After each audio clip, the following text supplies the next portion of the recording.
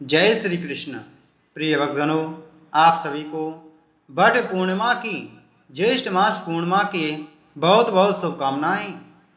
प्रिय भक्तजनों, श्रावण की हरियाली, कार्तिक की रोशनी और ज्येष्ठ माह की तपती दोपहरी, लेकिन एक तिथि जो इस तप में भी श्रद्धा की शीतल छांव देती है, वह है वट पूर्णिमा। यह दिन समर्पित है उस अखंड सौभाग्य की कामना को जो भारतीय नारी की श्रद्धा, तपस्या और विश्वास से जुड़ा हुआ है। वट यानी वट वृक्ष, एक ऐसा वृक्ष जो स्वयं जीवन का प्रतीक है और इस व्रत की नायिका है देवी सावित्री, जिनकी अड़िग भक्ति और प्रेम ने मृत्युलोक से भी अपने पति को पुनः जीवन दान दिलवाया।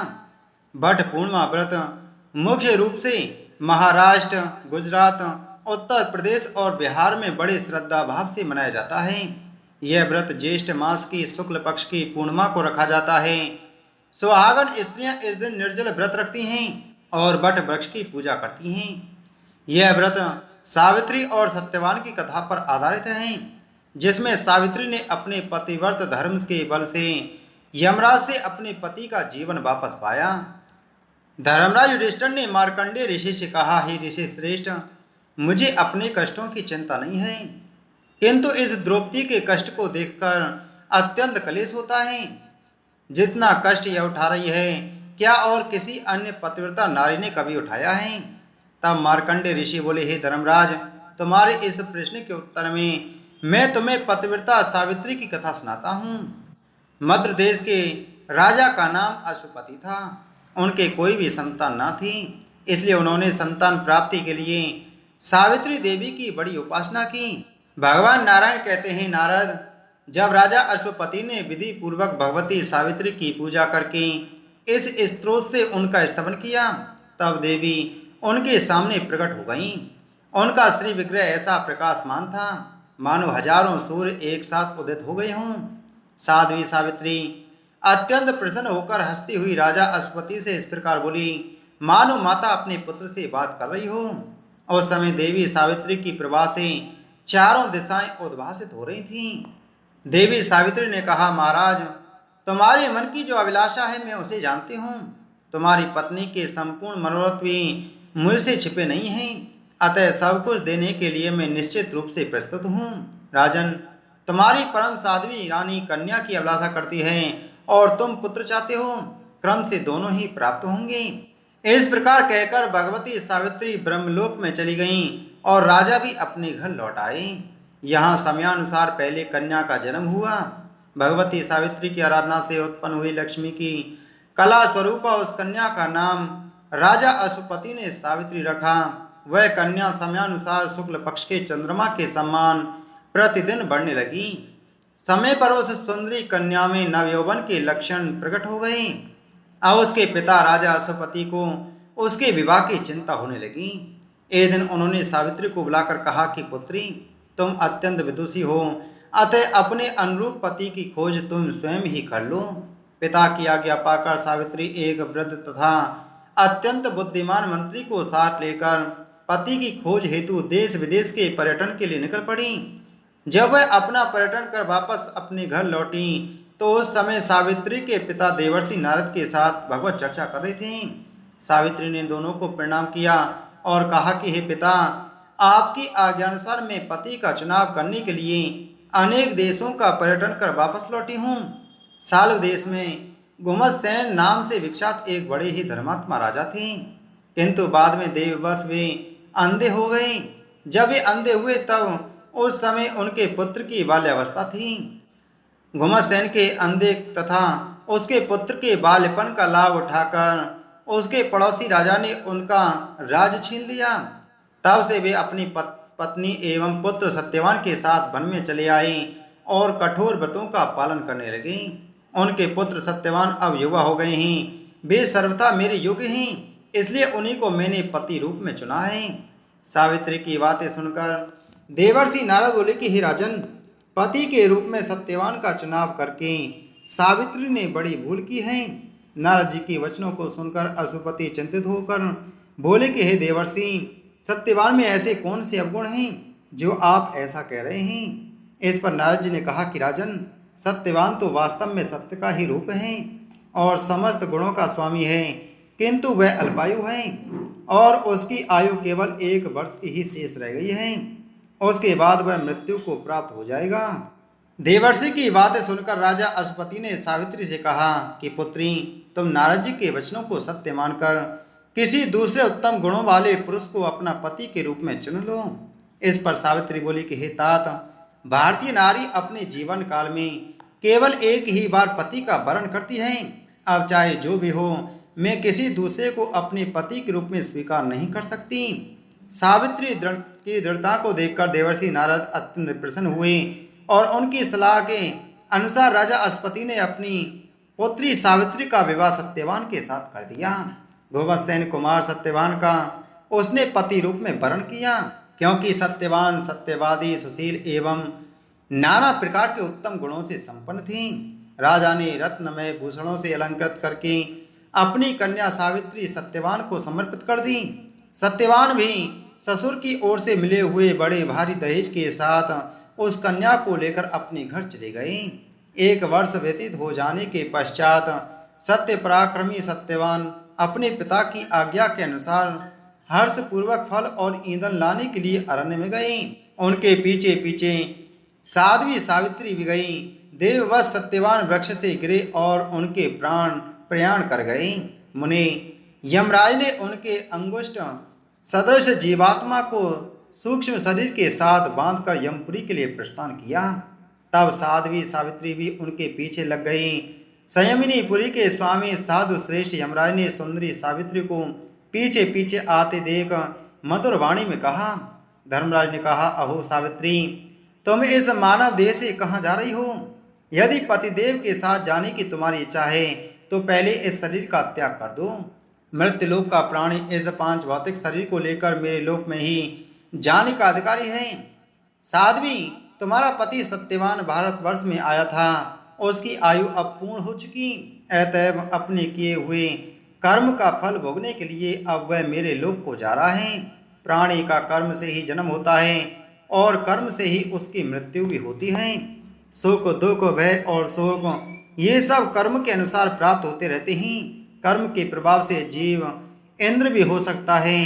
अपना उत्तम कर्म उसे ब्रह्मपुत्र तक बनाने में समर्थ है। अपने शुभ कर्म की सहायता से प्राणी श्री हरि का दास बनकर जन्म आदि विकारों से मुक्त हो जाता है।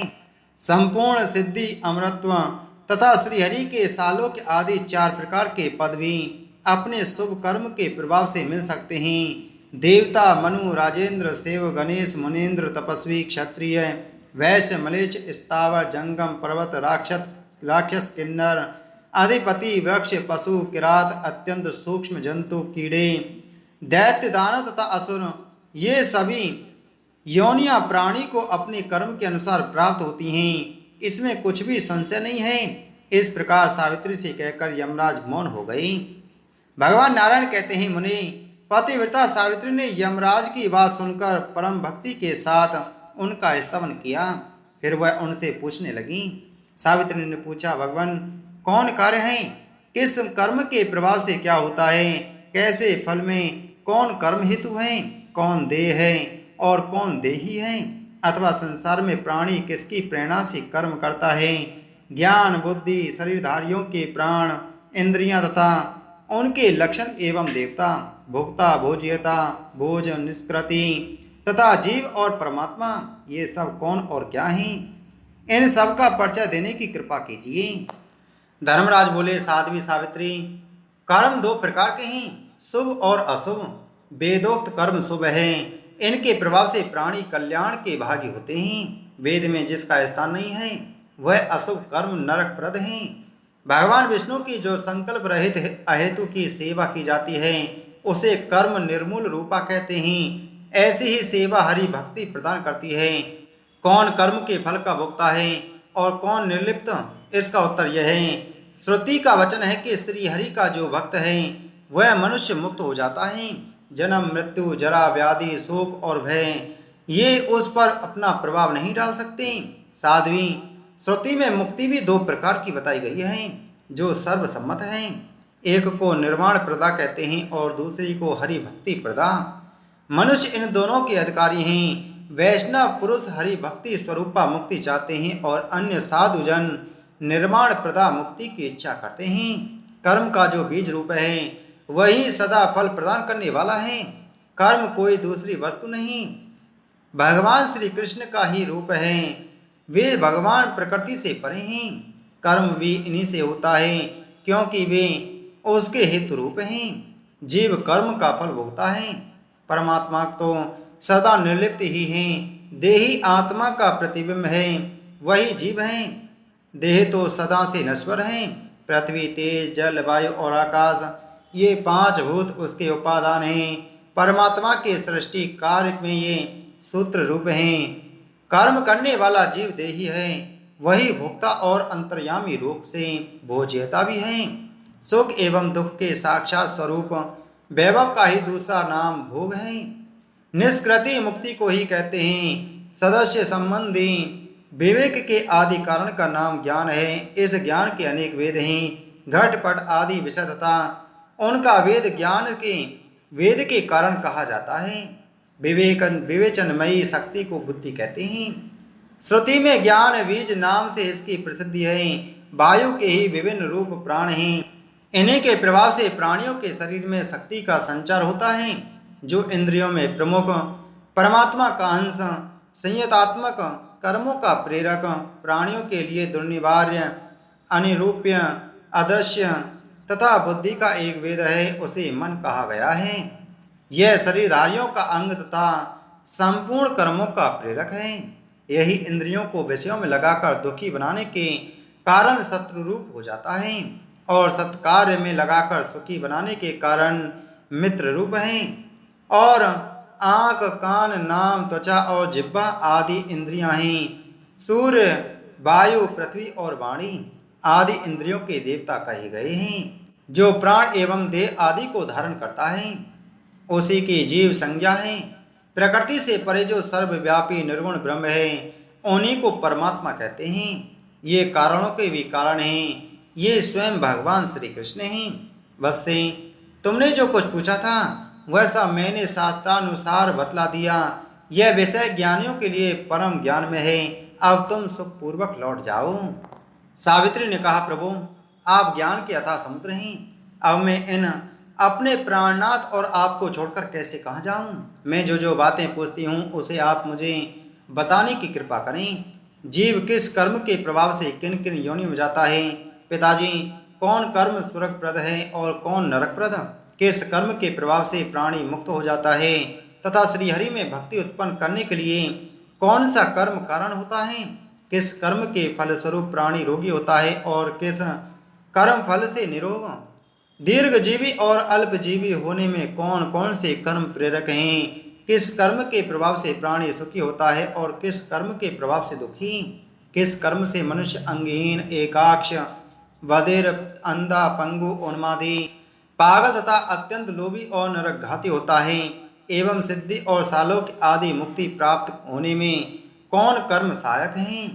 किस कर्म के प्रभाव से प्राणी ब्राह्मण होता है और किस कर्म के प्रभाव से तपस्वी। स्वर्ग आदि भोग प्राप्त होने में कौन कर्म साधन है। किस कर्म से प्राणी वैकुंठ में जाता है। ब्रह्मन, गौलोक, निरामय और संपूर्ण स्थानों में उत्तम धाम है। किस कर्म के प्रभाव से उसकी प्राप्ति हो सकती है। कितने प्रकार के नरक हैं और उनकी कितनी संख्या है और उनके क्या क्या नाम हैं। कौन किस नरक में जाता है और कितने समय तक वहाँ यातना भोगता है। किस कर्म के फल से पापियों के शरीर में कौन सी व्याधि उत्पन्न होती है। भगवान, मैंने ये जो प्रश्न किए हैं इन सब के उत्तर देने की आप कृपा करें। भगवान नारायण कहते हैं कि हे नारद, सावित्री के वचन सुनकर यमराज के मन में बड़ा आश्चर्य हुआ। वे हंसकर प्राणियों के कर्म विपाक कहने के लिए उद्यत हो गए। धर्मराज ने कहा, प्यारी बेटी, अभी तुम हो तो अल्प वय की बालिका, किंतु तुम्हें पूर्ण विद्वानों, ज्ञानियों और योगियों से भी बढ़कर ज्ञान प्राप्त है। पुत्री, भगवती सावित्री के वरदान से तुम्हारा जन्म हुआ है। तुम उन देवी की कला हो। राजा ने तपस्या के प्रभाव से तुम्हारी सावित्री जैसी कन्या रत्न को प्राप्त किया है। जिस प्रकार लक्ष्मी भगवान विष्णु के, भवानी शंकर के, राधा श्री कृष्ण के, सावित्री ब्रह्मा के, मूर्ति धर्म के, शत्रुपा मनु के, देवहूति कर्दम के, अरुंधति वशिष्ठ के, अदिति कश्यप के, अहिल्या गौतम के, सची इंद्र के, रोहिणी चंद्रमा के, रति कामदेव के, स्वाहा अग्नि के, स्वदा पितरों के, संज्ञा सूर्य के, वरुणानी वरुण के, दक्षिण यज्ञ के, पृथ्वी बरा के और देवसेना कार्तिकेय के पास सौभाग्यवती प्रिया बनकर शोभा पाती है। तुम भी वैसे ही सत्यवान की प्रिया बनो। मैंने यह तुम्हें वर दे दिया। माँ भागे, इसके अतिरिक्त भी जो तुम्हें अभिष्ट हो वह वर मांगो, मैं तुम्हें सभी अभिलाषित वर देने को तैयार हूँ। सावित्री बोली, माँ भाग, सत्यवान के औरस अंश से मुझे 100 पुत्र प्राप्त हों, यही मेरा अभिलाषित वर है। साथ ही मेरे पिता भी 100 पुत्रों के जनक हों, मेरे ससुर को नेत्र लाभ हो और उन्हें पुनः राज्य से प्राप्त हो जाए, यह भी मैं चाहती हूँ। जगत प्रभु, सत्यवान के साथ में बहुत लंबे समय तक रहकर अंत में भगवान श्रीहरि के धाम में चली जाऊं, यह वर भी देने की आप कृपा करें। प्रभु, मुझे जीव के कर्म का विपाक तथा विषय तर जाने का उपाय भी सुनने के लिए मन में महान कौतूहल हो रहा है, अतः आप यह भी बतावें। धर्मराज ने कहा, महासाध्वी, तुम्हारे संपूर्ण मनोरथ पूर्ण होंगे। अब मैं प्राणियों का कर्म विपाक कहता हूँ, सुनो। भारतवर्ष में ही शुभ अशुभ कर्मों का जन्म होता है। यहीं के कर्मों को शुभ या अशुभ की संज्ञा दी गई है। यहाँ सर्वत्र पुण्य क्षेत्र है, अन्यत्र नहीं। अन्यंत्र प्राणी केवल कर्मों का फल भोगते हैं। पतिव्रते, देवता, दैत्य, दानव, गंधर्व, यक्ष, राक्षस तथा मनुष्य ये सभी कर्म के फल भोगते हैं, परंतु सबका जीवन समान नहीं है। उनमें से मानव ही कर्म का जनक होता है, अर्थात मनुष्य योनि में ही शुभ अशुभ कर्म किए जाते हैं, जिनका फल सर्वत्र सभी योनियों में भोगना पड़ता है। विशिष्ट जीवधारी विशेषतः मानव ही सब योनियों में कर्मों का फल भोगते हैं और सभी योनियों में भटकते हैं। वे पूर्व जन्म का किया हुआ शुभ अशुभ कर्म भोगते हैं। शुभ कर्म के प्रभाव से वे स्वर्गलोक में जाते हैं और अशुभ कर्म से उन्हें नरक में भटकना पड़ता है। कर्म का निर्मूलन हो जाने पर मुक्ति होती है। साध्वी, मुक्ति 2 प्रकार की बतलाई गई है, एक निर्वाण स्वरूपा और दूसरी परमात्मा श्री कृष्ण की सेवा रूपा। बुरे कर्म से प्राणी रोगी होता है और शुभ कर्म से आरोग्यवान। वह अपने शुभाशुभ कर्म के अनुसार दीर्घजीवी, अल्पायु, सुखी एवं दुखी होता है। कुत्सित कर्म से ही प्राणी अंगहीन, अंधे, बहरे आदि होते हैं। उत्तम कर्म के फल स्वरूप सिद्धि आदि की प्राप्ति होती है। देवी, सामान्य बातें बताई गईं, अब विशेष बातें सुनो। सुंदरी, यह अतिशय दुर्लभ विषय शास्त्रों और पुराणों में वर्णित है, इसे सबके सामने नहीं कहना चाहिए। सभी जातियों के लिए भारतवर्ष में मनुष्य का जन्म पाना परम दुर्लभ है। साध्वी, उन सब जातियों में ब्राह्मण श्रेष्ठ माना जाता है, वह समस्त कर्मों में प्रशस्त होता है। भारतवर्ष में विष्णु भक्त ब्राह्मण सबसे श्रेष्ठ हैं। पतिव्रते वैष्णव के भी 2 वेद हैं, सकाम और निष्काम। सकाम वैष्णव कर्म प्रधान होता है और निष्काम वैष्णव केवल भक्त। सकाम वैष्णव कर्मों का फल भोगता है और निष्काम वैष्णव शुभाशुभ भोग के उपद्रव से दूर रहता है। यह कहकर यमराज आगे चल दिए, किंतु सावित्री यमराज के पीछे ही चलती रही। उसे अपने पीछे आता देख यमराज ने कहा कि सावित्री, तू मेरा कहना मानकर वापस चली जा और सत्यवान के मृत शरीर के अंतिम संस्कार की व्यवस्था कर। इस पर सावित्री बोली कि हे प्रभु, आपने अभी ही मुझे 100 पुत्रों का वरदान दिया है। यदि मेरे पति का अंतिम संस्कार हो गया तो मेरे पुत्र कैसे होंगे और मेरे ससुर के कुल की वृद्धि कैसे हो पाएगी। सावित्री के वचनों को सुनकर यमराज आश्चर्य में पड़ गए और अंत में उन्होंने कहा कि सावित्री, तू अत्यंत विदुषी और चतुर है। तूने मुझे अपने वचनों से चक्कर में डाल दिया है। तू पतिव्रता है, इसलिए जा, मैं सत्यवान को जीवन दान देता हूँ। इतना कहकर यमराज वहां से अंतर्ध्यान हो गए और सावित्री वापस सत्यवान के शरीर के पास लौट आई। सावित्री के निकट आते ही सत्यवान की चेतना लौट आई। इतनी कथा सुनाकर मार्कंडेय मुनि बोले, हे युधिष्ठिर, इस प्रकार उस पतिव्रता नारी ने अपने ससुर कुल के साथ अपने पिता के कुल का भी उद्धार किया। इसी प्रकार यह पतिव्रता द्रौपदी भी आप सबका उद्धार करेंगी। इसलिए आप सब चिंताओं को भूलकर अच्छे दिन आने की प्रतीक्षा करें। बोलो देवी सावित्री की जय। बोलो विष्णु भगवान की जय।